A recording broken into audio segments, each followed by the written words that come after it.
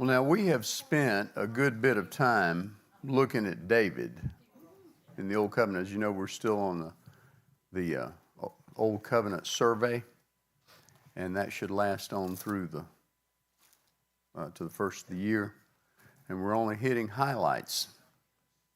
And these are subjects that we would have not covered in the past in the Bible college.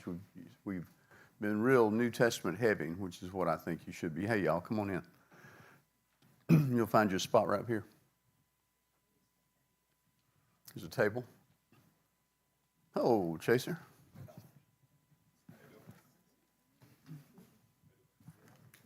I was anticipating your arrival. So have you a Bible and a composition book and some pens and pencils, and you'll be a student for a night. How about that? Y'all say hello to one of the next great pitchers in Major League Baseball. That's Chase Wilkerson right there. Oh, yeah. I'm talking about bust-a-mitt pitcher. I heard something today thinking, the things you hear about if you study something like baseball or whatever. I heard something Warren Spahn said. Left-hander. Won 363 games in his career and didn't win his first one until he was 26 years old. That ought to tell you something. He said, hitting is timing. Pitching is disrupting timing. See, nowadays everybody wants to be a 100-mile-an-hour flamethrower, and so arms go out and ulnar collaterals go out and all that. Greg Maddux didn't. He won 355 games. Phil Necro didn't. He won 318 games. His ulnar collateral didn't go out. He learned how to throw the ball just before or just after they swung. Upset their timing. I know you've heard all this, but that's a word for you tonight. You're going to be a disruptor of timing. Not just a disruptor. Amen. Disrupt timing. Take a Bible and go to 2 Samuel. You're ahead of me.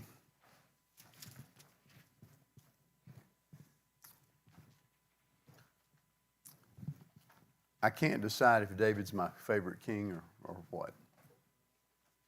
Sometimes I think Solomon is. Sometimes I think King Asa is. I loved the things of King Uzziah. Reigned 52 years in Jerusalem. Fabulous reign. He was an inventor.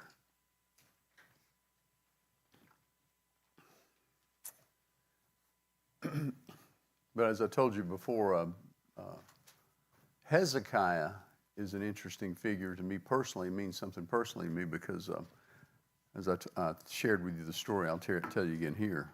King Hezekiah had a very profitable reign in Israel. When I was 24 years old, I was in a church in Mableton. It was on a Sunday night service, and the pastor said, I want us to have a prayer meeting tonight, and I don't want it to last long. I want you to come to this altar and pray, and I want you to ask God one thing. Ask him one thing.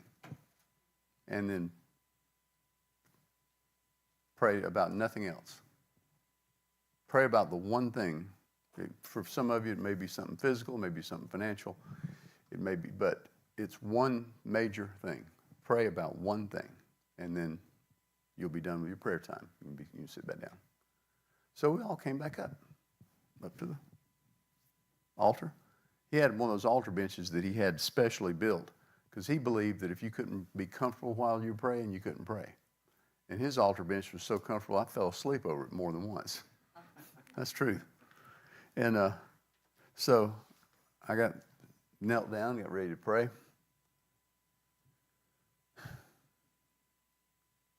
Music's playing in the background. Different people are praying in the Spirit, different ones. And I said, Lord, the one thing I want to pray about is, what am I called to do?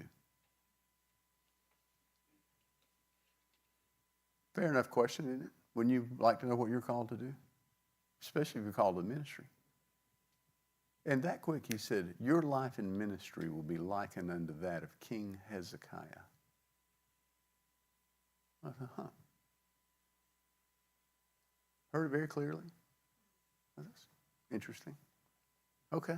Oh, he said, don't pray about nothing else. So I got up back to my place towards the back of the church and sat down. Different ones were praying. I'll never forget, there was a lady there, had several kids. Her name was Marcy Price. Marcy was a spirited kind of girl. Just spirited. She prayed all the time. She served all the time. She was just an example of Christian. Just a Christian lady. Took care of her kids, loved her kids, troubled by some of the kids. Typical mama. Her husband, Lake and Marcy Price. Well, after we all got up to praying, Marcy got up. She said, I just want to testify. She said, I was praying. And she said, I prayed, Lord, what is significant about, and then she named the church. What's going on here at church? He said, well, I have raised up one among you. She said, he said, the Lord said, I've raised up one among you who's going to be like King Hezekiah. And I listened and I thought, is that right? So she said it. So he told me that, and then he confirmed it the same night. Now, that's pretty specific, don't you think? So when I began to read, I didn't know at that point had never read anything about King Hezekiah. As far as I knew, I thought Hezekiah was a book in the Bible. Found out it wasn't. Seemed like it should be the book of Hezekiah. Didn't that seem right? Wasn't. But I read where King Hezekiah was 25 years old when he began to reign. And he reigned 29 years in Jerusalem. He created waterworks. What he did, when you read about the good kings, they did things that benefited and blessed the people and provided for the people and was good for the people. And Hezekiah created a waterworks that went into the city, and among other things that he did. There was just a great, great blessing under King Hezekiah. And so when I saw that he was 25 years old when he began to reign, that was an indicator to me. I would be 25 years old when I would begin to reign. Is this too bright for you? Can we bring these lights down behind me here, brother? A little bit. So I could have launched out at 25 years old. That was what he was showing me. And you know how unqualified I was to pastor at 25? I look at how unqualified I am now. And I thought, 25. I said, I could start. And but as the old song goes, there was planes to catch, bills to pay. There were things. I had 4 little boys, or had at the time 2 little boys. 2 more were coming. I think Janie was pregnant twice at one time. God. So I put it off, but I saw an evil problem in the body of Christ at that time, and I still see it today, but it's not so acute as it was then. That problem in the body of Christ was, and it's why I put off going in ministry on a full-time basis for 10 years. Now, he could have pushed me, but he gave me liberties. Just because he gives you the liberty and lays out your calling in front of you does not mean you will necessarily answer it right then. David was anointed king long before he took the throne, see. So the pastoral ministry was in me, and I shepherded people at 25. It just wasn't with a physical building and all the trappings that go with ministry. But the problem I saw in the body of Christ was that pastors and their children, it was synonymous that pastors' kids were the hellions. That's what I noticed. If you've been in ministry at all, you've seen that. And I began to see, now I was looking at the two boys I had, I said, Lord, I don't want to lose my kids. And I blamed it squarely on the shoulders of the ministry. And a lot of it is due to the fact that pastors, oftentimes, and pastors' wives, put so much pressure on their kids to do right because their ministry, their income is dependent on them living their life right and having people to be able to watch them and be an example. And so parents, oftentimes, ministry parents will tell their kids, you can't make a mistake. You make a mistake, it could be your daddy's income. He could lose the ministry because of you. So see, that's too much pressure to put on a child.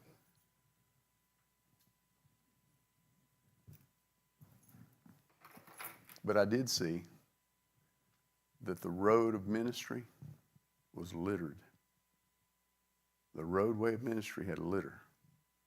And the litter was the souls of children kicked to the curb or otherwise neglected because the great man of God had to fulfill his divine destiny. And I said, I ain't doing that. So I told the Lord, I said, look, you give me this congregation first.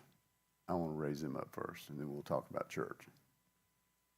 And but the whole time, I was in the Word every night. And my phone, back in those days, from 1984, right in there, about the time I started counting, to 1994 when we started this church. For that 10 years, I averaged, back in those days, there were no cell phones and there were no caller ID. You had a telephone on the wall with a wire. Remember that? It was actually tethered to the wall. I remember I'd have to stand there and talk on the phone. And one Christmas, somebody gave me a 20-foot cord to go on my phone. I thought, this is great. I went and plugged that dude in. I could walk all the way out into the carport and walk around there and talk privately. And I thought, man, I've got a mobile phone. It set me free. But I averaged 20 phone calls a day, 7 days a week to return. I'd come in from work, start returning calls. Averaged, sometimes I'd have as many as 40 to 50 phone calls. Sometimes there wouldn't be but a few, but it averaged 20 calls a day that I'd have to return when I got in from work. And that was my ministry. That and hospital visitation, which was, I knew the names of the interns and the doctors and the nurses at the nursing stations on about every cancer ward and every, I knew a lot of the people that were in postnatal, and mainly I was called to a lot of serious cases, like at Eggleston and St. Joseph's Hospital, Grady Hospital, and South Fulton, and Piedmont, and there's a lot of ministry in hospitals. And to this day, that's a big ministry if you know how to do it. And I can teach you. I can show you how to do hospital visitation. It's the sweetest thing in the world if you learn how.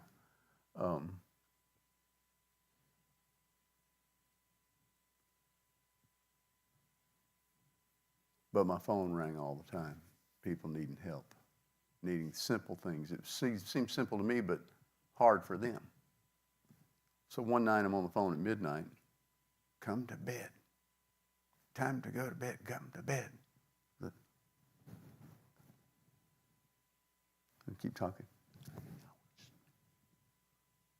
Finally, I hung up the phone. When I got off the phone, I said, why don't these people get them a pastor? They did. They had them one. I was finally forced in to go find a place for these folks. Most of the people that I pastored in those days were carpet layers, plumbers, electricians,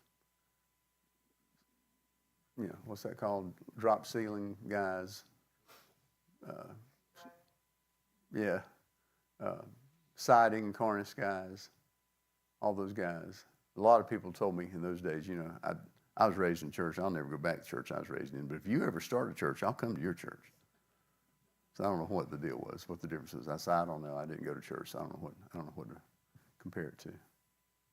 So now, you know what people mostly needed to know?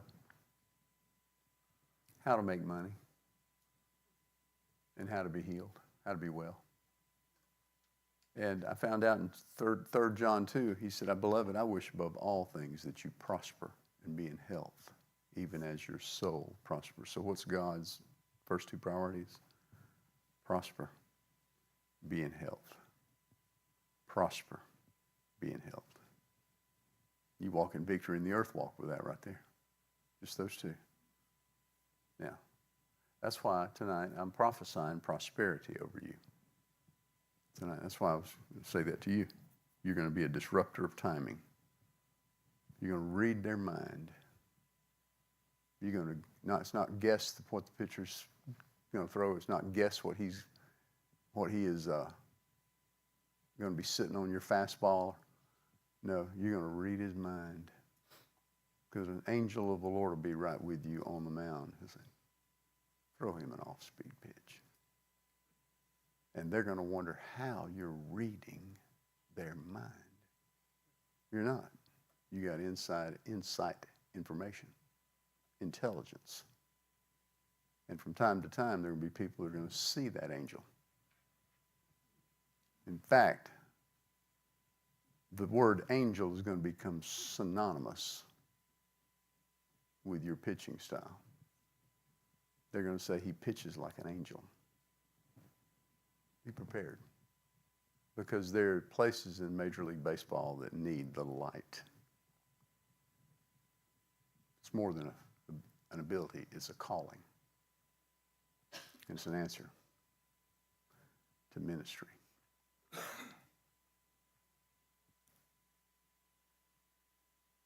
Now, King Hezekiah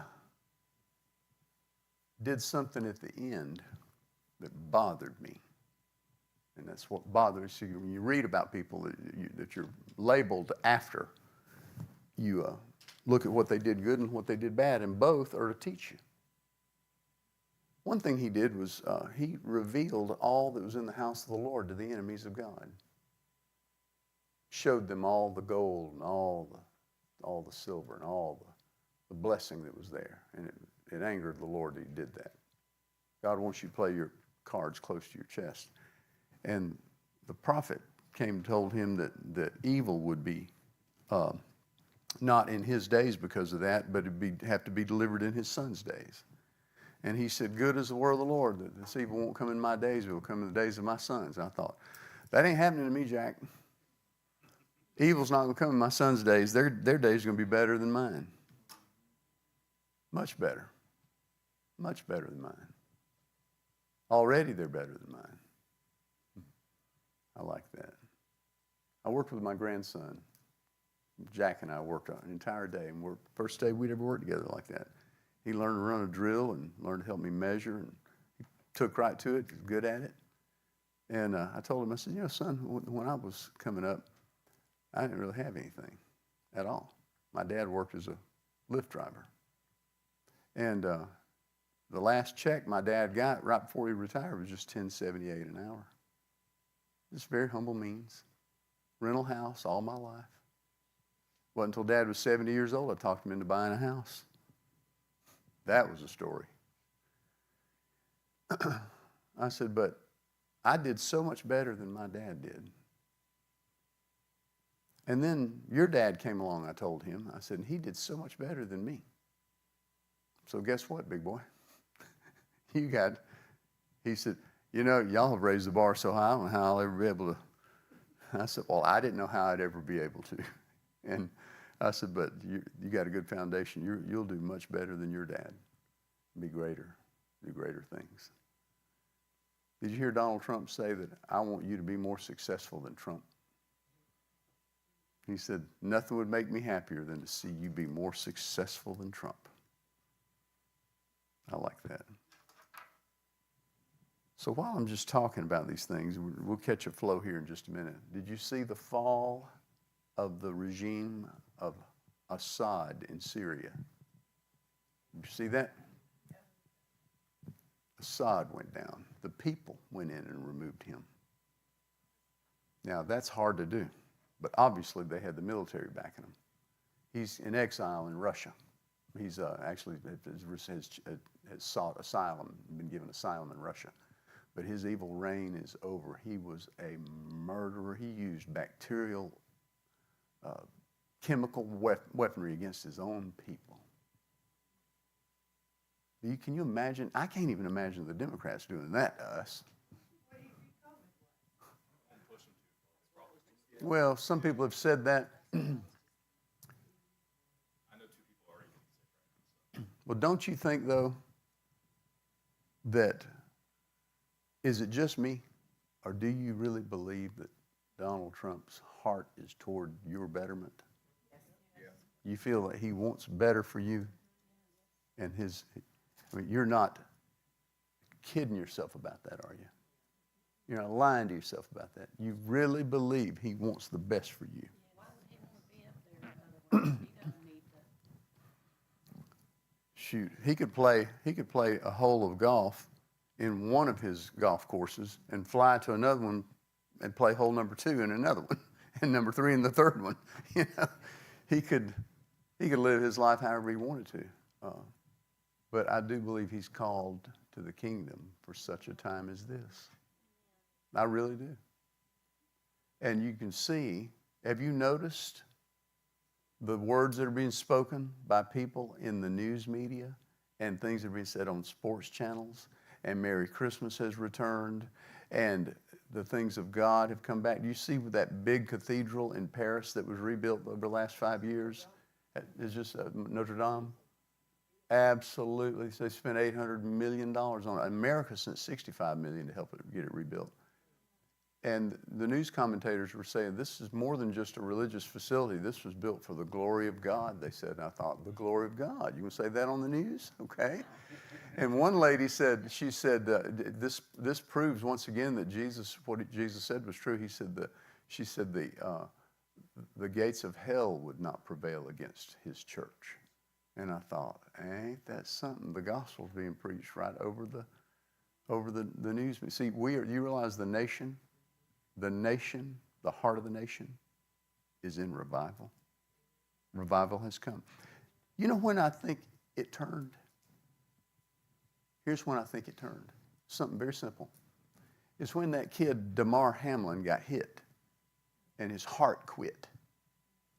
And when they saw he was about to die on the field, both teams dropped to their knees. Both teams came out. And the nation was caught up in Damar Hamlin. Suddenly, they began to realize this is not a game. This boy could die. And they went to prayer. People went to prayer all over the nation. All of the NFL went to prayer. NFL coaches all were calling, checking on the kid, wanting to know, what can we do? And all the people got down on their knees and prayed on the field together. Suddenly, the nation saw 2 teams praying on their knees. God help him. And they hauled him off. I think that spawned revival in the nation. That event right there. Suddenly, things began to change. You know, it wasn't but just a couple of years before that Tim Tebow was completely ostracized because of kneeling on the field. Now, you could take a knee when everybody else is singing the national anthem. That'd be okay. But you couldn't pray on the field if you were praying to God. See, now, yeah. Now, we began to change. And you notice how we saw the same thing happen with Assad that happened in our nation in November. We ousted the ungodly. We did it constitutionally and according to the vote. They had to do it physically. But you find it interesting, as I do, that Syria, that leadership topples right after Trump is reelected. See, as it goes with America, it goes with other nations. Now, I'm going to prophesy to you. You can see the same thing happen that happened with Syria will happen with Iran. Watch what's going to happen with Iraq. Watch what's going to happen in Lebanon. Watch what's going to happen in Israel. Watch the nations. Ungodliness is falling from their lofty places, and they're falling just like rotten fruit out of a tree. David, King David, established by God, he had to get rid of an ungodly king to make room for David. But now we're picking up here in 2 Samuel. David had sons, remember? It seemed like everywhere we were reading earlier, he was just having sons everywhere. He was having wives and sons. Okay, well, he had this one son, Absalom. Now look here at chapter 13. Father, thank you for tonight's teachings. Thank you for the time in which we live. We occupy this earth for such a short period of time, and right now is our stewardship in the earth. It's our turn to be in the earth. We're seeing your hand work among us and among the nations, and we're thanking you for tonight. Sir, thank you for this teaching tonight, and this has been written in the Word in Jesus' name. Page 512. If you've got this red Bible, do you have red or black? What do y'all have? You have black. You need a red one. Hold on.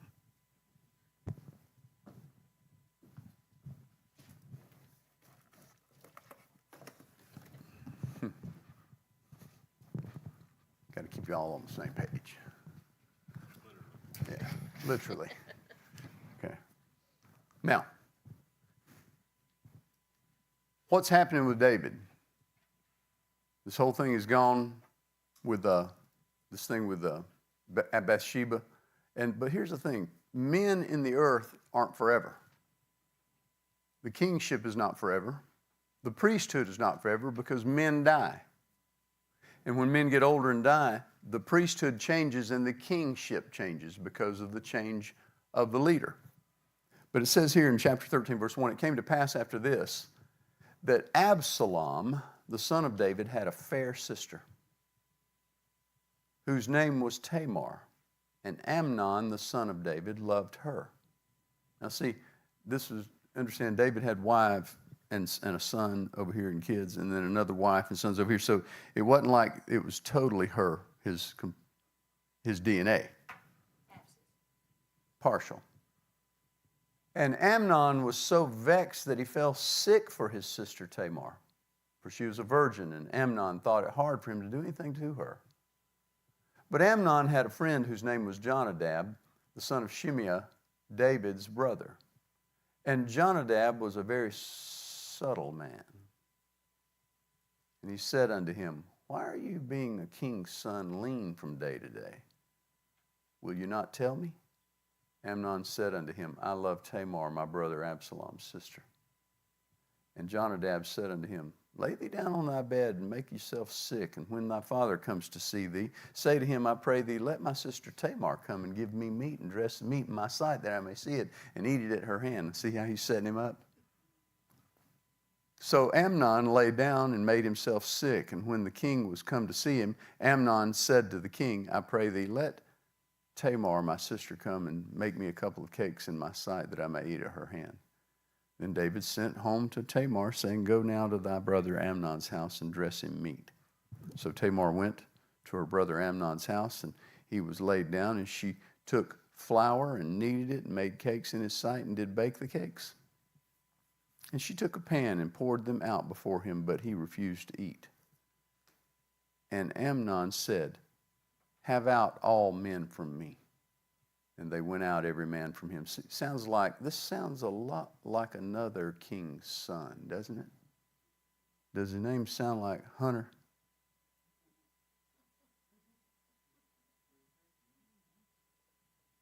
And Amnon said unto Tamar, Bring me the meat into the chamber, that I may eat of thine hand. And Tamar took the cakes which she had made and brought them into the chamber to Amnon, her brother. And when she had brought them unto him to eat, he took hold of her and said unto her, Come lie with me, my sister. She answered him, Nay, my brother, do not force me, for no such thing ought be done in Israel. Do not thou this folly. And I, whither shall I cause my shame to go? As for thee, thou shalt be as one of the fools in Israel. See, she's more concerned for his reputation than he is for himself. Now, therefore, I pray thee, speak unto the king, for he will not withhold me from thee. In other words, if you're going to do this, do it right. Ask the king for my hand. Don't just take me. Howbeit he would not hearken unto her voice, but being stronger than she, forced her and lay with her.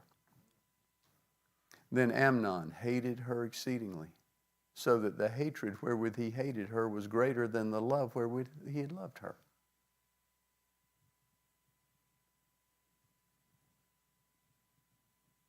Does that make you mad at him?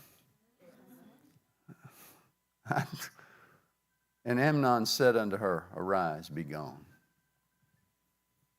And she said unto him, There is no cause. This evil in sending me away is greater than the other that you did unto me. But he would not hearken unto her. Then he called his servant that ministered unto him and said, Put now this woman out from me, and bolt the door after her. And she had a garment of divers colors upon her, for with such robes were the king's daughters that were virgins apparelled. Then his servant brought her out and bolted the door after her, and Tamar put ashes on her head and rent her garment of diverse colors. See, it was a virgin's cloth that was on her, and laid her hand on her head and went on crying. And Absalom, her brother, said unto her, Hath Amnon thy brother been with thee? But hold now thy peace, my sister. He's thy brother. Regard not this thing. So Tamar remained desolate in her brother Absalom's house. But when King David heard of all these things, he was very wroth. Seemed like David ought to understand these things. Okay?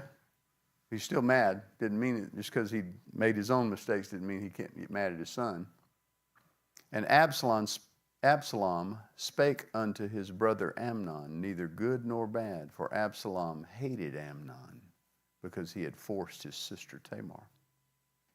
And it came to pass after 2 full years that Absalom had sheep shearers in Baal Hazor, which is beside Ephraim, and Absalom invited all the king's sons. And Absalom came to the king and said, Behold now, thy servant hath sheep shearers. Let the king, I beseech thee, and his servants go with thy servant. And the king said to Absalom, Nay, my son, let us not all now go, lest we be chargeable unto thee. And he pressed him, howbeit he would not go, but blessed him. Then said Absalom, If not, I pray thee, let my brother Amnon go with us. And the king said unto him, Why should he go with thee? But Absalom pressed him that he let Amnon and all the king's sons go with him. Now Absalom had commanded his servants, saying, Mark you now, when Amnon's heart is merry with wine, and when I say unto you, Smite Amnon and kill him, fear not. Have not I commanded you? Be courageous, be valiant. And the servants of Absalom did unto Amnon as Absalom had commanded. Then all the king's sons arose, every man got him up upon his mule and fled. And it came to pass while they were in the way that tidings came to David, saying, Absalom hath slain all the king's sons, and there is not one of them left. Then the king arose, tare his garments, lay on the earth, and all his servants stood by with their clothes rent.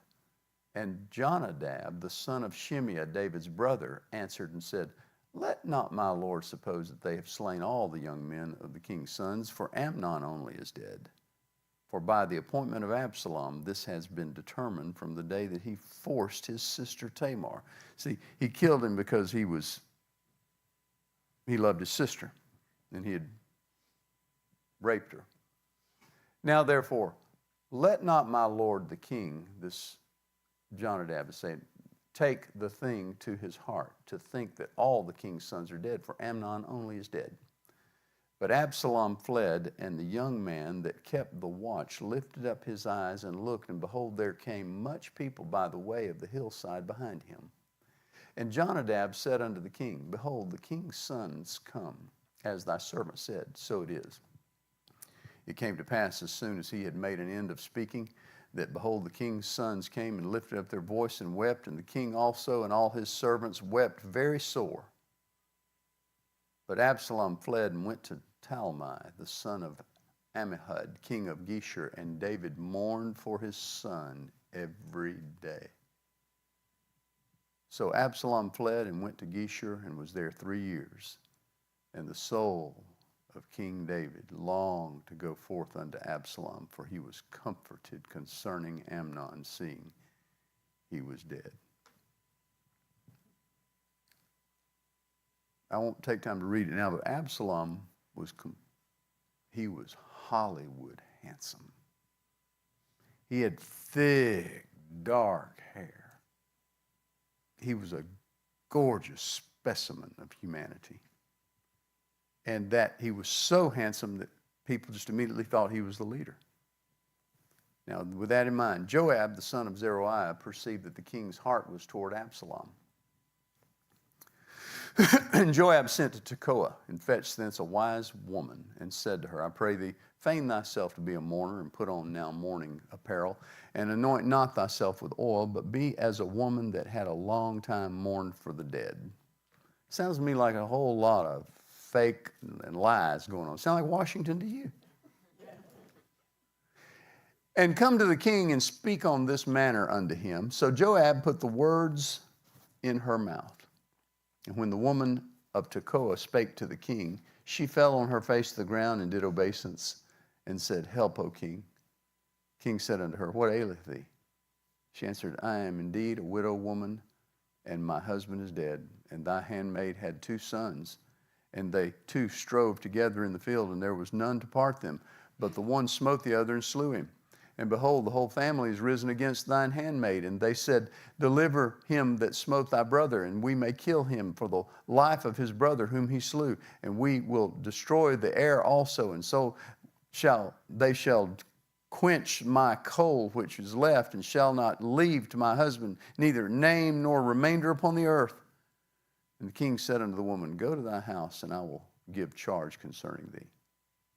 And the woman of Tekoa said to the king, My lord, O king, the iniquity be upon me and on my father's house, and the king and his throne be guiltless.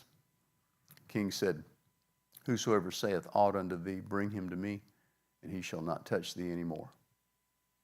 Then said she, I pray thee, let the king remember the Lord thy God, that thou wouldest not suffer the revengers of blood to destroy any more, lest they destroy my son.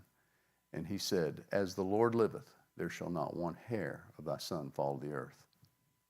Then the woman said, Let thy handmaid, I pray thee, speak one word unto my lord the king. And he said, Say on. And the woman said, Wherefore then hast thou thought such a thing against the people of God? For the king doth speak this thing as one which is faulty, in that the king doth not fetch home again, is banished. For we must needs die, and we are as water split on the ground, which cannot be gathered up again. Neither doth God respect any person, yet doth he devise means that his banished be not expelled from him. Now therefore, I am come to thee to speak of this thing unto my lord the king. It is because the people have made me afraid, and thy handmaid said, I will now speak unto the king. It may be that the king will perform the request of his handmaid. For the king will hear and deliver his handmaid out of the hand of the man that would destroy me and my son together, out of the inheritance of God. Then thine handmaid said, The word of the Lord, the king, shall now be comfortable. For as the angel of God, so is my lord the king to discern good and bad. Therefore, the Lord thy God will be with thee. Then the king answered and said unto the woman, Hide not from me, I pray thee, the thing which I shall ask thee. And the woman said, Let my lord the king now speak. The king said, Is not the hand of Joab with thee in all this? Sounds to me like David's smarter than she thought. And the woman answered and said, As thy soul liveth, my lord the king, none can return to the right hand or to the left from aught that the Lord the king hath spoken. For thy servant Joab, he bade me, and he put me all these words in the mouth of thine handmaid. To fetch out this form of speech hath thy servant Joab done this thing. And my Lord is wise according to the wisdom of an angel of God to know all things that are in the earth. The king said to Joab, Behold, now I have done this thing. Go therefore and bring me the young man Absalom again. And Joab fell to the ground on his face and bowed himself and thanked the king. And Joab said, Today thy servant knoweth that I have found grace in thy sight, O my lord, O king, in that the king hath fulfilled the request of his servant. So Joab arose and went to Geshur and brought Absalom to Jerusalem. And the king said, Let him turn to his own house, and let him not see my face. So Absalom returned to his own house and saw not the king's face. But in all Israel was none to be so much praised as Absalom for his beauty. From the sole of his foot even to the crown of his head, there was no blemish in him. And when he polled his head, for it was every year in that he polled it, because the hair was heavy upon him, therefore he polled it, he weighed the hair of his head at 200 shekels after the king's weight. Now, can you imagine the head of hair on that kid? It's summertime, you just have to shear it. I mean, my God, he was like a sheep. And unto Absalom there were born 3 sons and 1 daughter, whose name was Tamar. She was a woman of fair countenance. So Absalom dwelt 2 full years in Jerusalem and saw not the king's face. Therefore Absalom sent for Joab and have sent him to the king. But he would not come to him. And when he sent him again, the second time he would not come. Therefore he said unto the servants, See, Joab's field is near mine, and he hath barley there. Go and set it on fire. And Absalom's servants set the field on fire. Then Joab arose and came to Absalom unto his house, and said unto him, Wherefore have thy servants set my field on fire? Absalom answered Joab, saying, Behold, I sent unto thee, saying, Come hither, that I may send thee to the king, to say, Wherefore am I come from Geshur?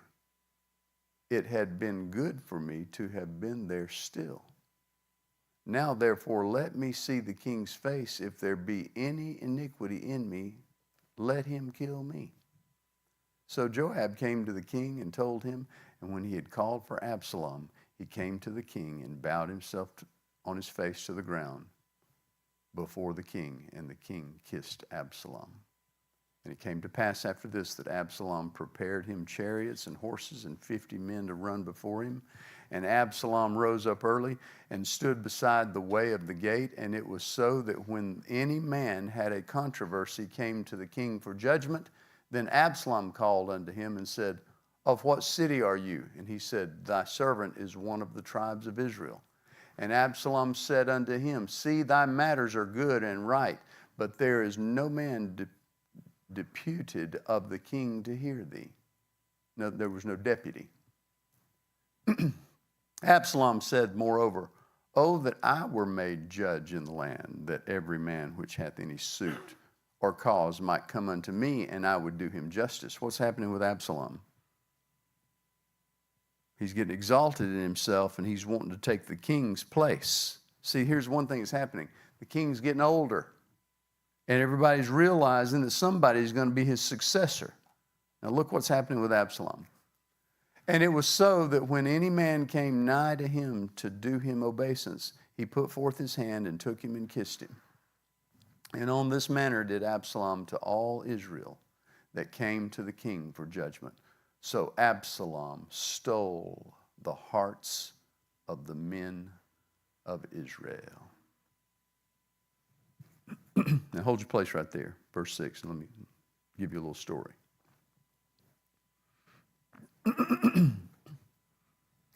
I know a pastor. Have you ever heard of church splits? What usually causes them? Somebody's tongue wagging. And then what happens is there begins to be a division. People begin to look more toward one person than the other, like maybe the youth pastor. And then they start telling, there's always somebody that'll tell the youth pastor, you know, you've really got more wisdom in this little area than the pastor does. And see, the pastor's office is sacred. And the integrity of the pastor's office cannot be compromised. Because once it's compromised, as its integrity, splits are formed. See? Now,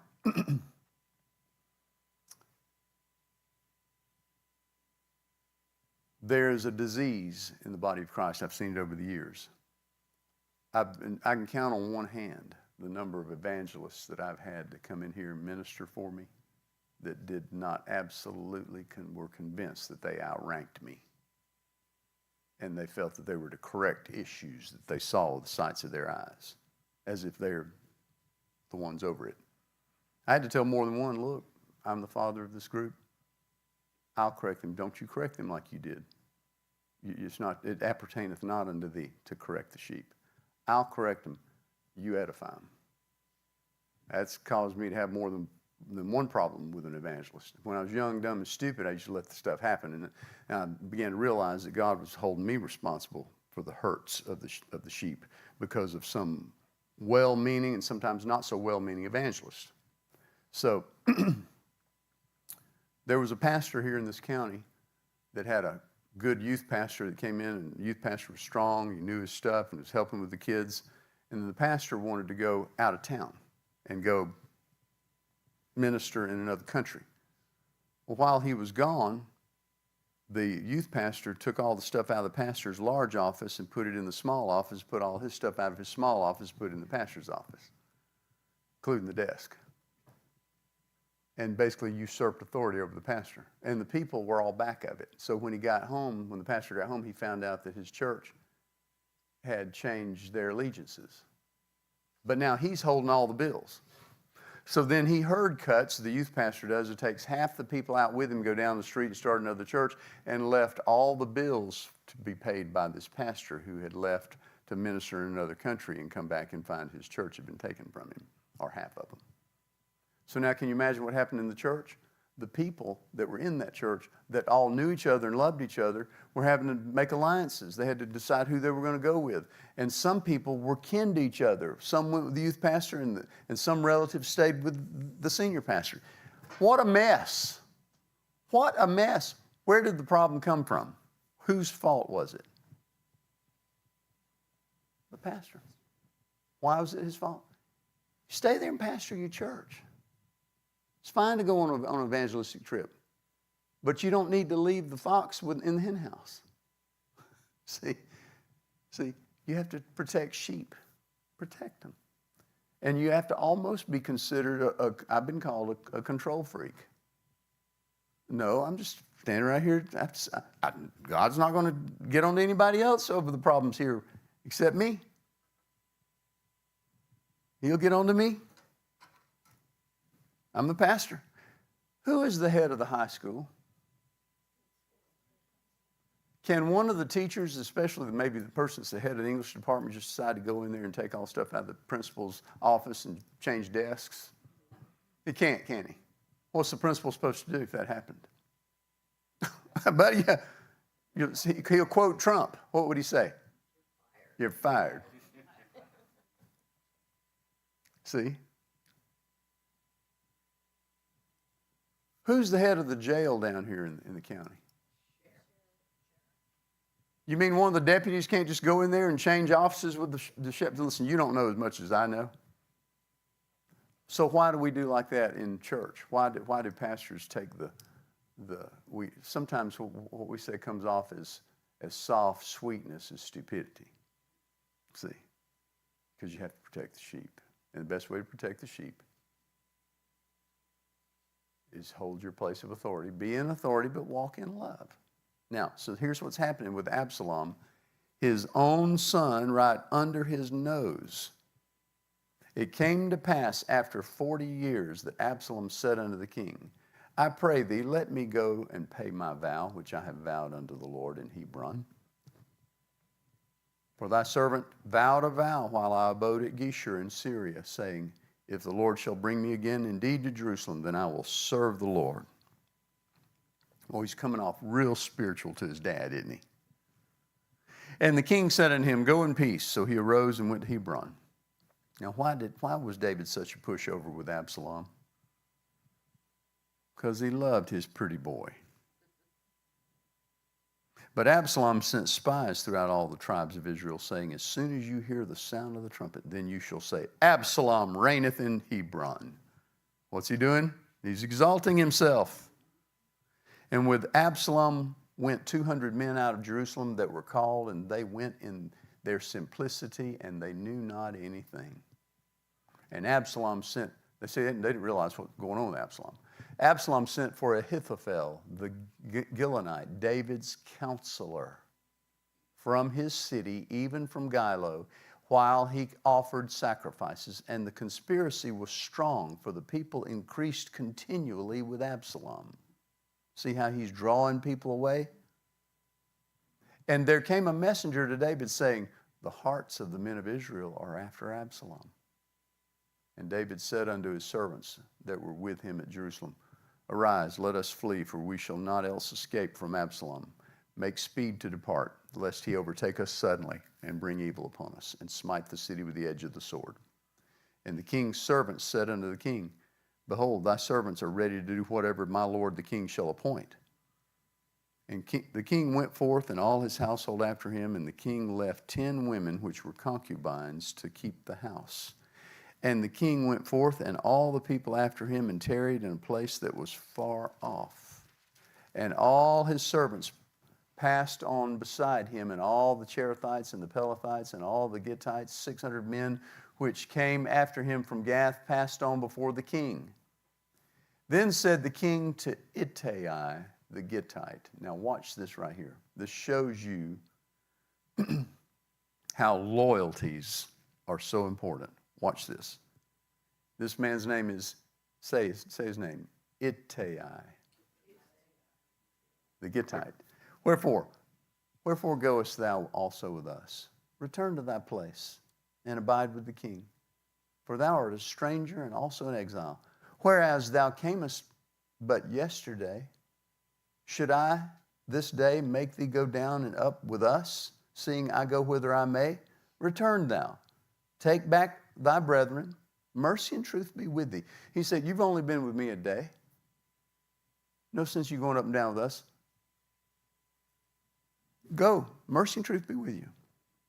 And Ittai answered the king and said, as the Lord liveth, surely in what place my lord the king shall be, whether in death or in life, even there also will thy servant be.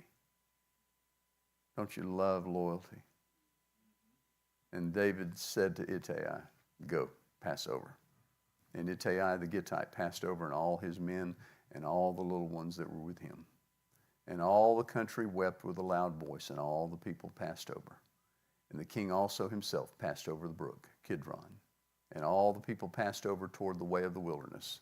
And lo, Zadok also and all the Levites were with him, bearing the ark of the covenant of God. And they set down the ark of God, and Abiathar went up, and all the people, he was the priest, and all the people had done passing out of the city. And the king said to Zadok, carry back the ark of God into the city. If I shall find favor in the eyes of the Lord, he will bring me again and show me both it and his habitation. But if he thus say, I have no delight in thee, behold, here am I. Let him do to me as it seems good to him. And the king said to Zadok, the priest, are not you a seer? Return to the city in peace, and your sons with you, Ahimaaz thy son, and Jonathan the son of Abiathar. See, I will tarry in the plain of the wilderness until you come word from you to certify me. Zadok, therefore, and Abiathar carried the ark of God again to Jerusalem, and they tarried there. And David went up by the ascent of Mount Olivet, and wept as he went up, and had his head covered, and he went barefoot, and all the people that was with him covered every man his head, and went up weeping as they went up. And one told David, saying, Ahithophel is among the conspirators with Absalom. Ahithophel was David's counselor. See how, man, I tell you, that when that spirit of pulling a person's loyalties to change their loyalty, that is a strong, strong seducing spirit. It's a sedition's spirit. And it says, Ahithophel is among the conspirators with Absalom. And David said, O Lord, I pray thee, turn the counsel of Ahithophel into foolishness. And it came to pass that when David was come to the top of the mount where he worshiped God, behold, Hushai the Archite came to meet him with his coat rent and earth upon his head, unto whom David said, If thou passest on me, then thou shalt be a burden unto me. But if thou return to the city and say unto Absalom, I will be thy servant, O king, as I have been thy father's servant hitherto, so will I now also be thy servant, then mayest thou for me defeat the counsel of Ahithophel. And hast thou not there with thee Zadok and Abiathar the priests? Therefore it shall be that what things soever thou shalt hear of the king's house, thou shalt tell it to Zadok and Abiathar the priests. Behold, they have there with them their two sons, Ahimaaz, Zadok's son, and Jonathan, Abiathar's son. And by them you shall send unto me everything that you can hear. So Hushai, David's friend, came to the city, and Absalom came into Jerusalem.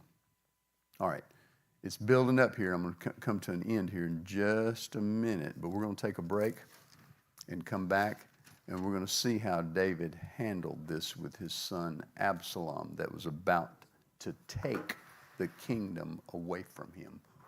What caused David to suddenly, I don't know how to say it other than just tell you, what caused David to go limp?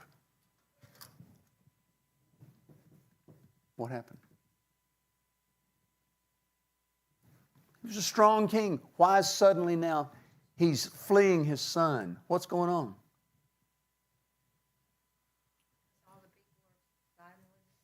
But why is his son taking advantage? What is his son seeing? Why is he taking advantage? To become king. And he caught his dad at a vulnerable position where he's still trying to heal up from the event that took place with Bathsheba. Remember? And remember what was the prophet said to him? He said, from henceforth thou shalt have wars. See, David's strength is taken from him. We'll be back in a few minutes. This is Insights into Leadership.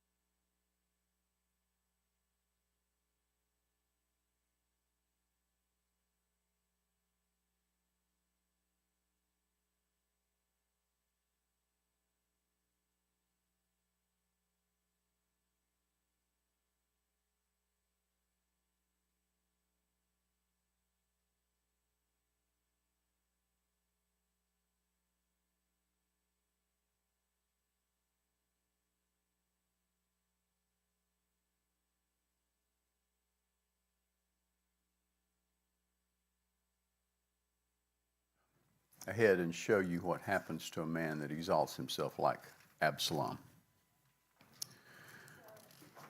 But I want you to pick up from page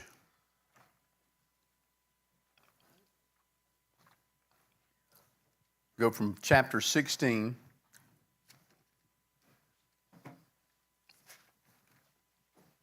(17),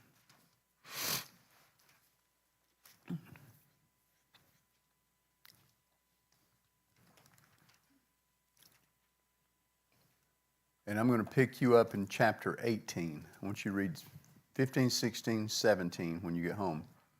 And I'm going to show you, I'm going to jump straight to chapter 18. I want you to listen to this, show you what happens. You want us to read what? Chapters 15, 16, and 17. Okay? Now,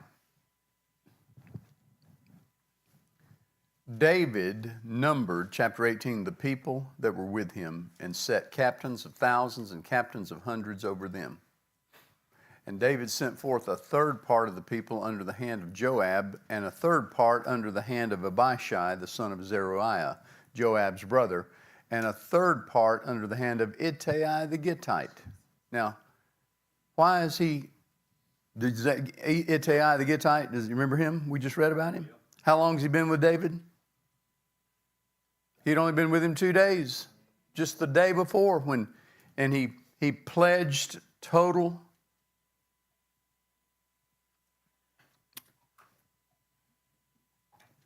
covenant with him. Now he's one of the leaders in the army.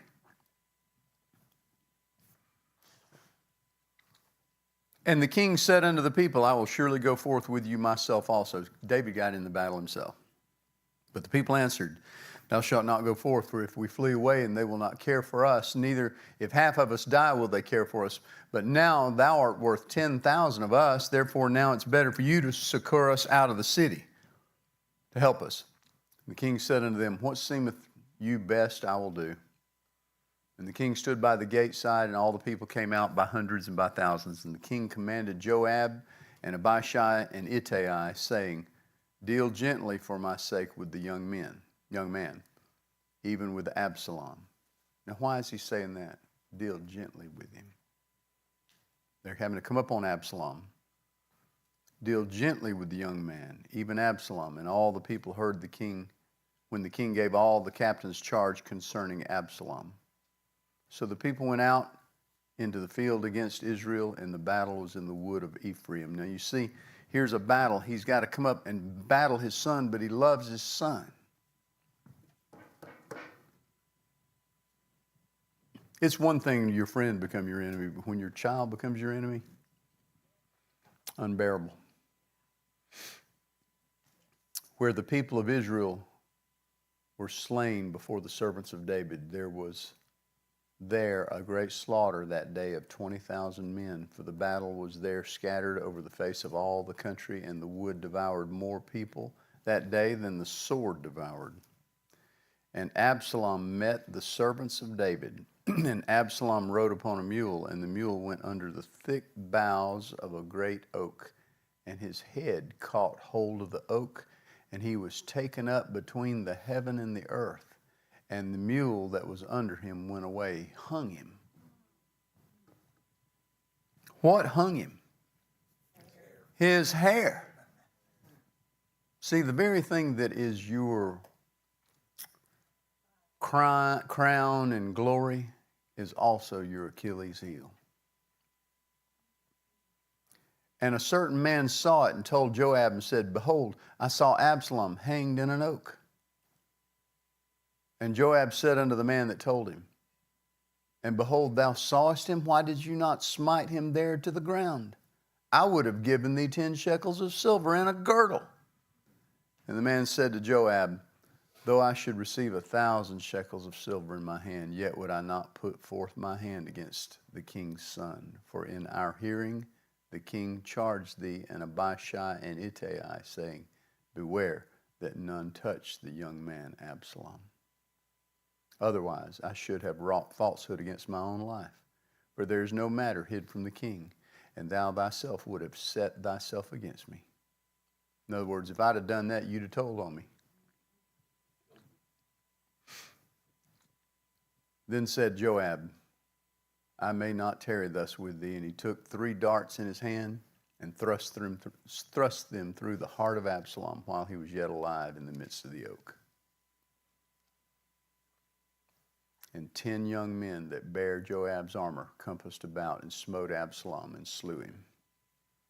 And Joab blew the trumpet, and the people returned from pursuing after Israel, for Joab held back the people. And they took Absalom and cast him into a great pit in the wood, and laid a very great heap of stones upon him, and all Israel fled, every one to his tent. Now Absalom in his lifetime had taken and reared up for himself a pillar, which is in the king's dale. For he said, I have no son to keep my name in remembrance. And he called the pillar after his own name, and it is called unto this day Absalom's place. Then said Ahimaaz, the son of Zadok, Let me now run and bear the king tidings, how that the Lord hath avenged him of his enemies. And Joab said unto him, Thou shalt not bear tidings this day, but thou shalt bear tidings another day. But this day thou shalt bear no tidings, because the king's son is dead. Then said Joab to Cushai, Go tell the king what thou hast seen. And Cushai bowed himself unto Joab and ran. Then said Ahimaaz, the son of Zadok, yet again to Joab, But howsoever let me, I pray thee, also run after Cushai. And Joab said, Wherefore wilt thou run, my son, seeing that thou hast no tidings ready? But howsoever, said he, Let me run. And he said unto him, Run. Then Ahimaaz ran by the way of the plain and overran Cushai. And David sat between the 2 gates, and the watchman went up to the roof over the gate unto the wall, and lifted up his eyes and looked, and behold, a man running alone. And the watchman cried and told the king, and the king said, If he be alone, there is tidings in his mouth. And he came apace and drew near. And the watchman saw another man running. And the watchman called unto the porter and said, Behold, another man running alone. And the king said, He also brings tidings. And the watchman said, Methinketh the running of the foremost is like the running of Ahimaaz, the son of Zadok. And the king said, He's a good man, and cometh with good tidings. And Ahimaaz called and said unto the king, All is well. And he fell down on the earth upon his face before the king, and said, Blessed be the Lord thy God, which hath delivered up the men that lifted up their hand against my lord the king. And the king said, Is the young man Absalom safe? And Ahimaaz answered, When Joab sent the king's servant and me, thy servant, I saw a great tumult, but I knew not what it was. The king said unto him, Turn aside and stand here. And he turned aside and stood still. And behold, Cushai came, and Cushai said, Tidings, my lord the king, for the Lord hath avenged thee this day of all them that rose up against thee. And the king said unto Cushai, Is the young man Absalom safe? And Cushai answered, The enemies of my lord the king, and all that rise up against thee to do thee hurt, be as that young man is. And the king was much moved, and went up to the chamber over the gate, and wept. And as he went thus, he said, O my son Absalom, my son Absalom, would God I had died for thee, O Absalom, my son, my son. And it was told Joab, Behold, the king weepeth and mourneth for Absalom. And the victory that day was turned into mourning unto all the people. For the people heard say that day how the king was grieved for his son. And the people got them by stealth that day into the city, as people being ashamed steal away when they flee in battle. But the king covered his face, and the king cried with a loud voice, O Absalom, my son! O Absalom, my son, my son! And Joab came into the house of the king and said, Thou hast shamed this day the faces of all thy servants, which this day have saved thy life, and the lives of thy sons and thy daughters, and the lives of thy wives, and the lives of thy concubines, in that thou lovest thine enemies and hatest thy friends. For thou hast declared this day that thou regardest neither princes nor servants. For this day I perceive that if Absalom had lived, and all we had died this day, then it had pleased thee well. Now therefore arise, go forth, and speak comfortably unto thy servants. For I swear by the Lord, if thou go not forth, there will not tarry one with thee this night, and that will be worse unto thee than all the evil that befell thee from thy youth until now. And the king arose and sat in the gate, and they told unto all the people, saying, Behold, the king doth sit in the gate. And all the people came before the king, for Israel had fled every man to his tent. And all the people were at strife throughout all the tribes of Israel, saying, The king saved us out of the hand of our enemies, and he delivered us out of the hand of the Philistines, and now he's fled out of the land for Absalom. And Absalom, whom we anointed over us, is dead in battle. Now therefore, why speak ye not a word of bringing the king back? See, now they're the one that they had left King David for is now dead. Now where are they? They're disenfranchised. They're going to go back to David. And the king sent to Zadok and to Abiathar the priest, saying, Speak unto the elders of Judah, saying, Why are you the last to bring the king back to his house, seeing the speech of all Israel is come to the king, even to his house? You are my brethren. You are my bone and my flesh. Wherefore then are you the last to bring back the king? And say ye to Amasa, Art thou not of my bone and my flesh? God do so to me, and more also, if thou be not captain of the host before me continually in the room of Joab. And he bowed the heart of all the men of Judah, even as the heart of one man, so that they sent this word unto the king, Return thou and all thy servants. So the king returned and came to Jordan, and Judah came to Gilgal to go meet the king, to conduct the king over Jordan. And Shimei, the son of Gera, a Benjamite, which was of Bahurim, hasted and came down with the men of Judah to meet King David. And there were 1,000 men of Benjamin with him, and Ziba the servant of the house of Saul, and his 15 sons, and 20 servants with him. And they went over Jordan before the king. And there went over a ferry boat to carry over the king's household, and to do what he thought good. And Shimei, the son of Gera, fell down before the king as he was come over Jordan, and said to the king, Let not my lord impute iniquity unto me, neither do thou remember that which thy servant did perversely the day that my lord the king went out of Jerusalem, that the king should take it to his heart. For thy servant doth know that I have sinned. Therefore, behold, I am come the first this day of all the house of Joseph to go down to meet my lord the king. But Abishai, the son of Zeruiah, answered and said, Shall not Shimei be put to death for this, because he cursed the Lord's anointed? David said, What have I to do with you, you sons of Zeruiah, that you should this day be adversaries unto me? Shall there any man be put to death this day in Israel? For do not I know that I am the king, this day the king over Israel? Therefore the king said unto Shimei, Thou shalt not die. And the king sware to him. And Mephibosheth, the son of Saul, came to meet the king, and had neither dressed his feet, nor trimmed his beard, nor washed his clothes from the day the king departed unto the day he came again in peace. See, he fasted and mourned is what he did. And it came to pass, when he was come to Jerusalem to meet the king, that the king said unto him, Wherefore wentest thou not with me, Mephibosheth? And he answered, My lord, O king, my servant deceived me, for thy servant said, I will saddle me an ass, and I may ride thereon, and go to the king, because thy servant is lame. Remember, Mephibosheth was the one that was dropped when he was a baby, and his legs were lame. And he has slandered thy servant unto my lord the king, but my lord the king is an angel of God.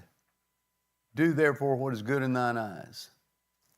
For all my father's house were but dead men before my lord the king. Yet didst thou set thy servant among them that did eat at thine own table. What right, therefore, have I yet to cry any more unto the king? The king said unto him, Why speakest thou any more of thy matters? I have said, thou and Ziba divide the land. And Mephibosheth said unto the king, Yea, let him take all, for as much as my lord the king is come again in peace unto his own house. And Barzillai, the Gileadite, came down from Rogelim and went over Jordan with the king to conduct him over Jordan. And he was a very aged man, even 80 years old, and he had provided the king a sustenance while he lay at Mahanaim, for he was a very great man. And the king said unto Barzillai, Come thou over with me, and I will feed thee with me in Jerusalem. He said to the king, How long have I to live that I should go up with the king to Jerusalem? I am this day 80 years old, and can discern between good and evil. Can thy servant taste what I eat or what I drink? Can I hear any more the voice of singing and the singing women? Wherefore then should thy servant be yet a burden unto my lord the king? What he's saying is, I'm so old I can't hear anything anymore. Why should I? All I'm going to do is just be a burden to you. And we can keep reading all this with these people that are, basically the king is coming back together with his people, and he's having to find out where the allegiances are. And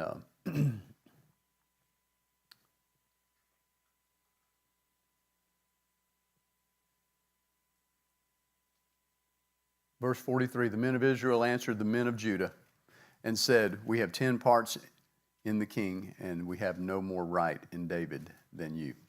Why then did you despise us, that our advice should not be first had in bringing back our king? And the words of the men of Judah were fiercer than the words of the men of Israel. Now, we'll read on through. I want you to read on from here through verse 21 when you get home, and through chapter 21, I mean. And then I'm going to take you to the end of David's life here in just a minute and show you something.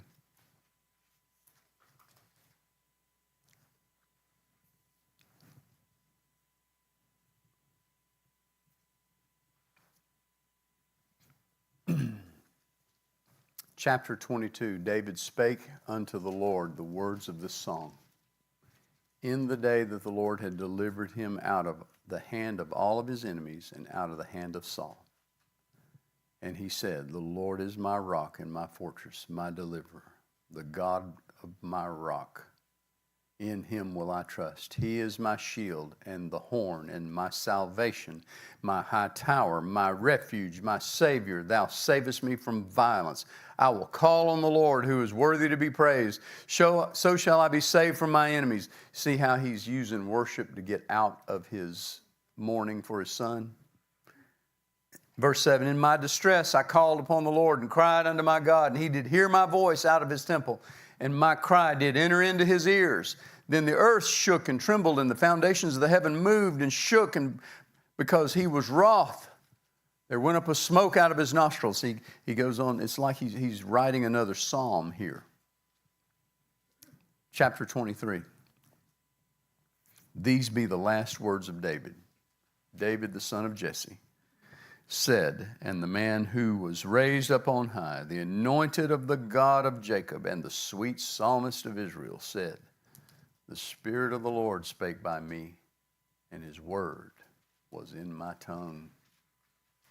The God of Israel said, The rock of Israel spake unto me. He that ruleth over men must be just, ruling in the fear of God. Now look what he said. He that ruleth over men must be just, ruling in the fear of God. Is that true today? Yes.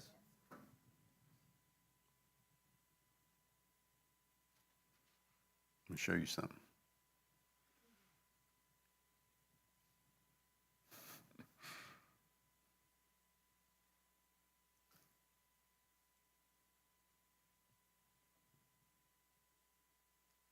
Read verse 3 out loud again, everybody.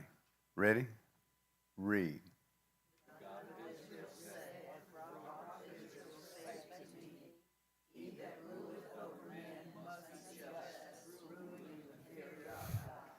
Must be just, ruling in the fear of God.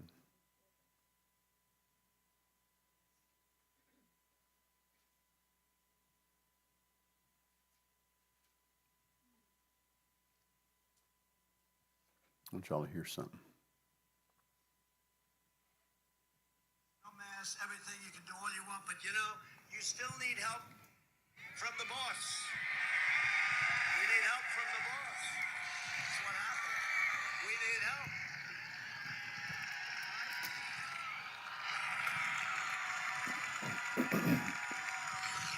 Yeah, we need help. It's all right to say. Now, they'll criticize me for that. How dare he say that? How dare he say that? No, I'll say it. I'll say it. I'll say it. Somebody said to me the other day, "You're the most famous person in the world by far." I said, "No, I'm not. No, I'm not." They said, "Yes, you are." I said, "No." They said, "Who's more famous?" I said, "Jesus Christ."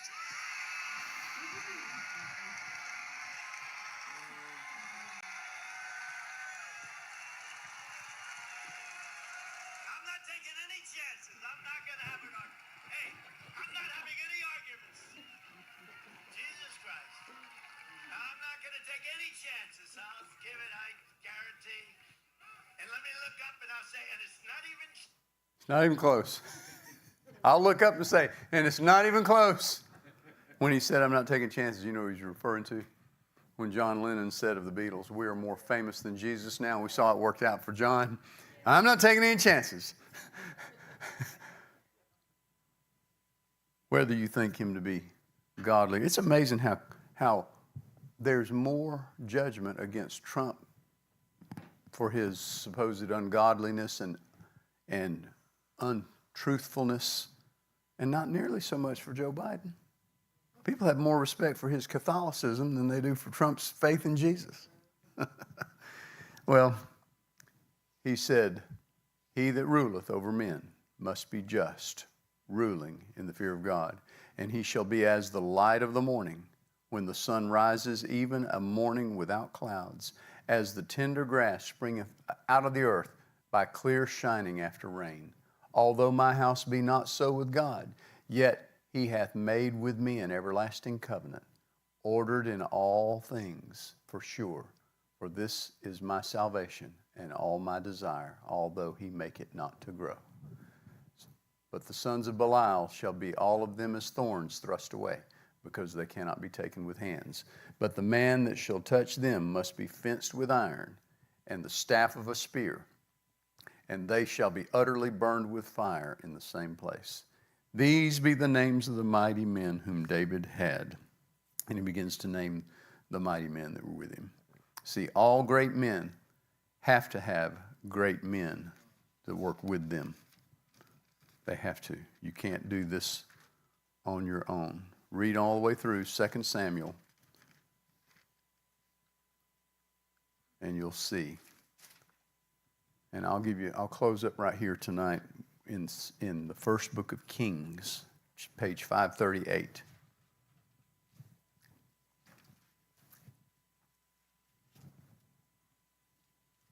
Now look what happened to David again.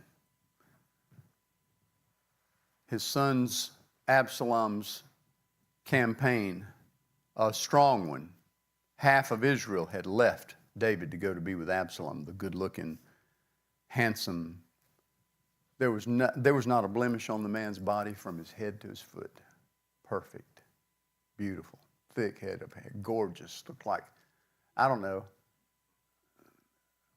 You know, I'm not completely blind. I know a handsome man when I see one. They don't turn me on like a handsome woman.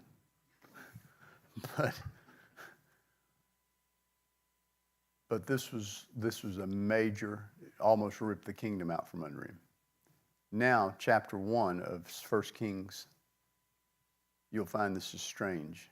David, the king, was old and stricken in years, and they covered him with clothes, but he got no heat. Wherefore his servants said unto him, Let there be sought for my lord the king a young virgin, and let her stand before the king, and let her cherish him, and let her lie in thy bosom, that my lord the king may get heat. That'll work. I mean, we're covering him up. They don't have electric blankets in those days. Let's find a little young girl. As if David had not had his share of young girls.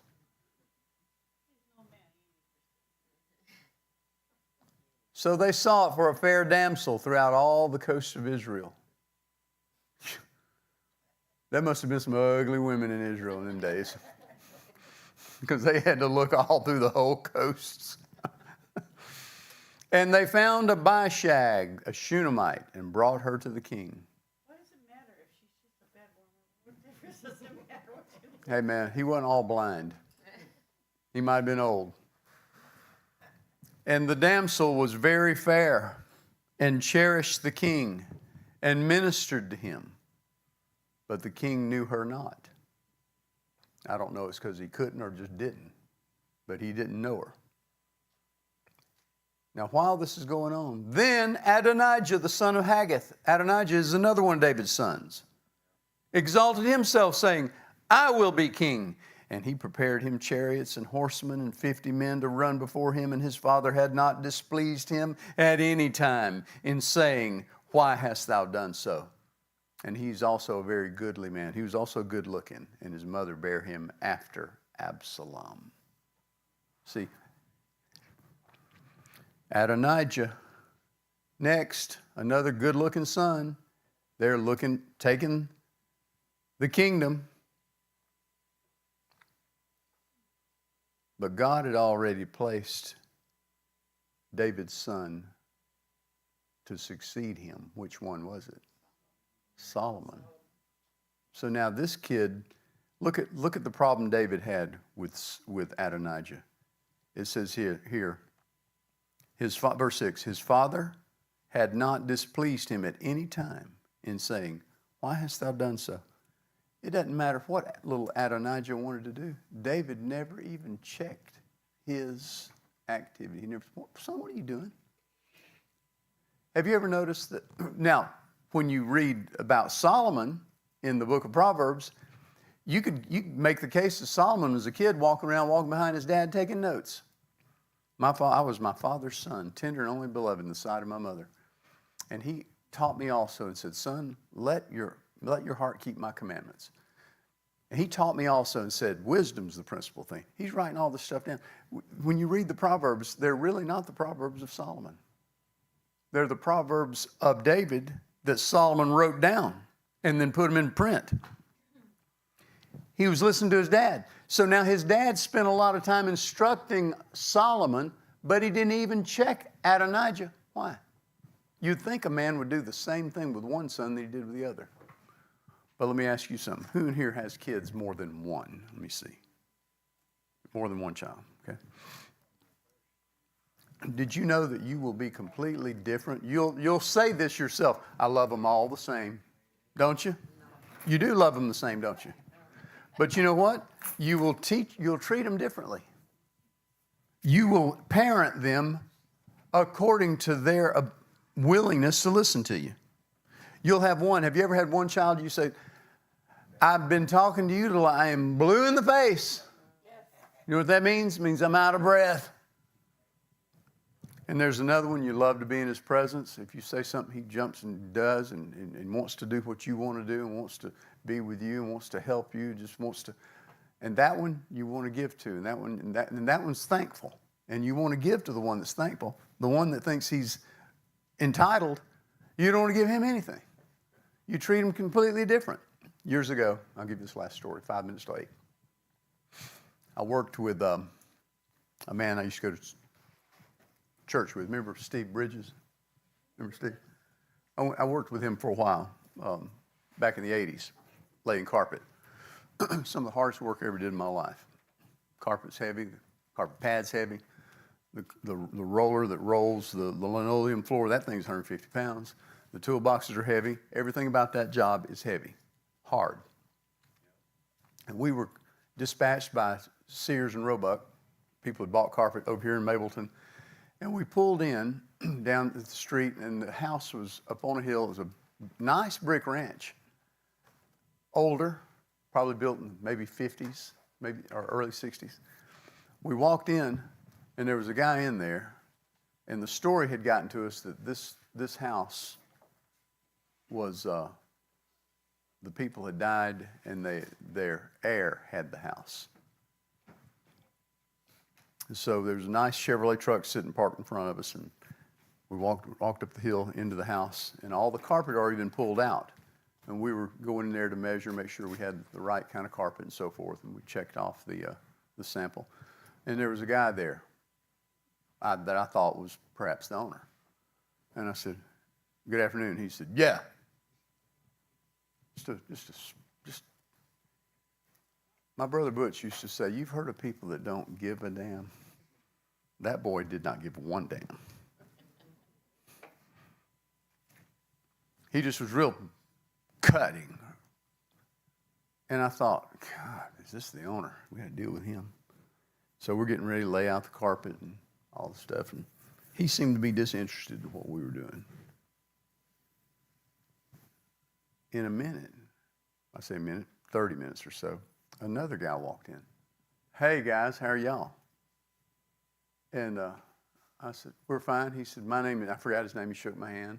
He said, "Are you the, you're the owner of the?" And I said, "No, Steve is the owner. He's back in here. I'm here as helper." "Well, introduce me to him." Just real personable. "Steve, this is," and he told me his name. He said, "Yeah." He said, "My grandmother left me this place. I really appreciate y'all taking care of it. I was raised here, love this place. I didn't want to have to sell it, and they worked it out where I could get it in the inheritance. And I'm just so pleased to be here." I said, "I thought that other guy was the owner." He said, "No, that's my brother." Then he didn't say anything. In a minute, this nice guy's wife came in. And she was, "Oh, I love it. Isn't this I love this color." She was just so sweet. And in a minute, the owner had to leave to go do something, and she started spilling her guts to us. She said, "We got this house in inheritance. His grandmother adored him. And we're just happy. It's just so much to inherit. We're having to go through paperwork and all this other stuff." She said, "But she wanted him to have everything." She said, "But she had to give something to his brother just to shut him up. So she left him $10,000. And he has never been able to handle even 10 cents, much less 10,000. First thing he's done is gone and went and bought that truck. He paid down on it, and now he's already a month late on the first payment. He's going to lose all that." And so see the ones, "Yeah, remember how ugly he was to me?" I thought, see, that's the reason. Nothing about him works. But his brother, personable, nice, he got the inheritance handed to him. Smart mouth didn't get but $10,000 to buy him off. And later, when I talked to the owner again, the kid, he said, "Y'all just have to forgive my brother." He said, I love him. He said he bought that truck, and he ain't even bought insurance for it yet. He's already been pulled over twice. He's probably going to lose that truck. I'm trying to consider buying it from him so he don't lose it. But my wife said she'd hang me if I did that. And he said, "Are y'all preachers?" Because he heard us talking the word. He said, "Would y'all pray for my brother?" See, just see how the inheritance was given to the son of responsibility and the son that cared. And nothing hardly given to the one that did not care. David, all of his inheritance went to Solomon. And the other sons got nothing.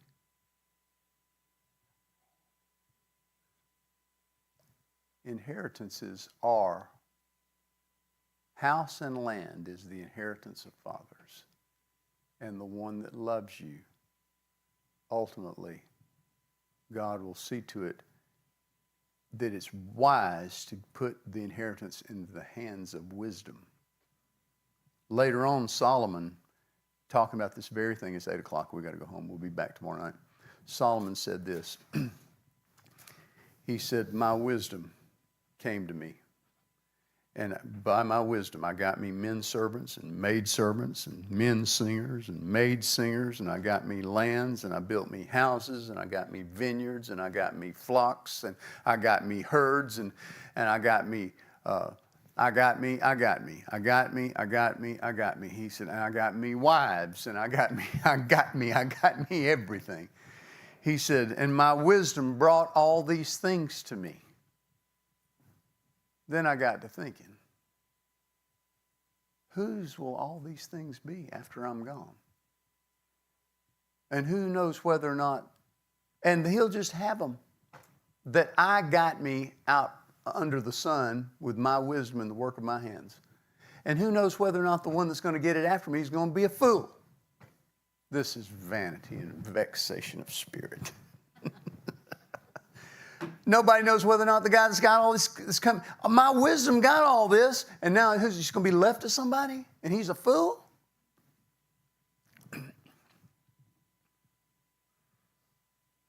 You know, Solomon's house that he built was about, if you built it today, you know, they just finished that.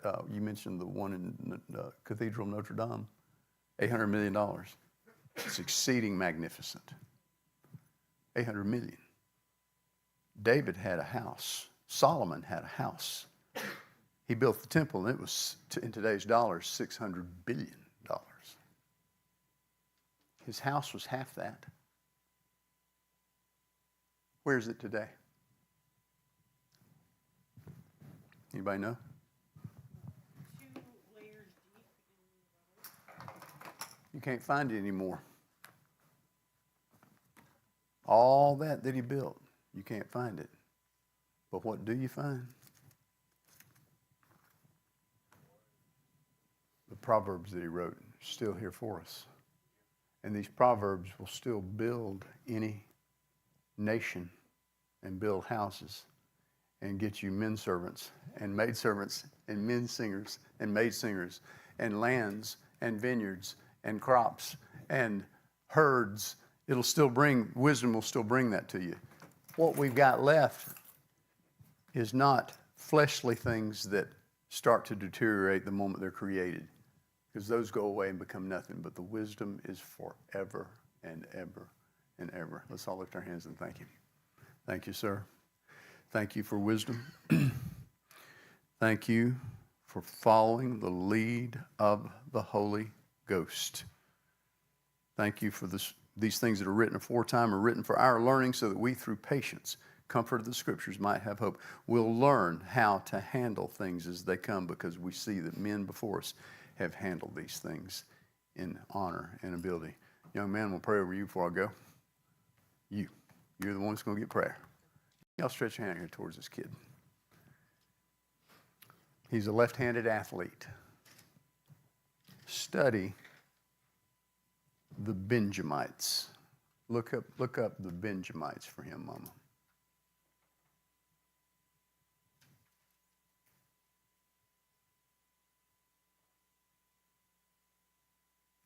It's going to be hard work, diligence, care for your body. At the same time, you're going to study wisdom. There were 600 men, the Benjamites, in the Scripture. They were all left-handed. And the Scripture says they could, look at me, Scripture says they could throw a rock at the breadth of the hair and not miss. Now, you need them boys on your team. Enemy come over and all they got to do is pick up a rock and hit their target at a distance. So from this night forward, I pray the spirit of the Benjamite on you.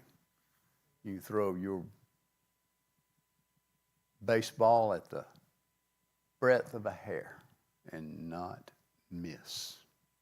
In the name of the Lord Jesus. Greg Maddox said something, right-handed, arguably one of the best right-handed pitchers in history of the game. He said to a bunch of rookies one time, he said, do you know why the Atlanta Braves pay me $10 million a year? That was back when that was big money. He says, because I know where my fastball's going. He said, do you know why I own oceanfront property in California?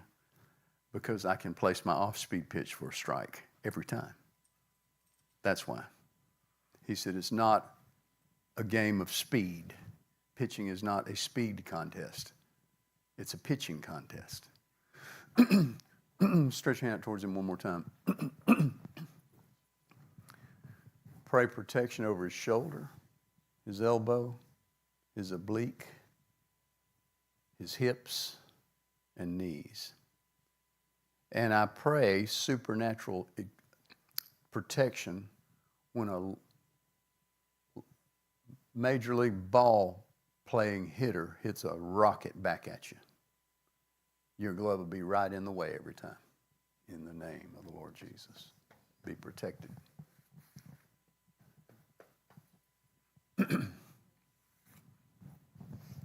You ever had one shot back at you? What'd you do? Last one you caught. Good. Remember, study Maddox. When he would come over the top and release the ball, and he'd be falling off to one side, he'd be standing. He'd jump and stand. He was a fielder. That's why he won 18 gold gloves as a pitcher. More gold gloves than any man at any position. 16 of them were in a row. He could suddenly, when he released the ball, he was no longer a pitcher. Now he's a fielder. And you could see a ball bounce, go over. He jumped straight up. One time, a ball came over the top of his head. He took off running the other direction, jumped, caught the ball, and in the air, right-handed, going toward first base, and threw a guy out at first base that had come off of the bag. And they said it was one of the most unbelievable plays in baseball history. And they said, now you know why he's a gold glover. But the thing was, he was protected. He did take a shot off the leg in the 1995 World Series. Go back and watch that, and he'll tell you why he let that happen. He said it was his own fault. But son, you're going to be protected. I've been praying for your protection from injury since the day you broke into the game. Everybody point at him, tell him he'll be successful. Tell him. You'll succeed in your physical body. You'll be successful in your mind and in your attitude. You'll be a servant in the what keeps coming up in my spirit. You have favor with those that are in authority, beginning with the manager, the coaches. They'll want to be in your presence, so that if the word cut comes up with your name, they will mark you off as not one to cut because they want you in the clubhouse. For you to leave, they've got to negotiate a contract. Okay. All right. You came here tonight to hear those words. In the name of the Lord Jesus.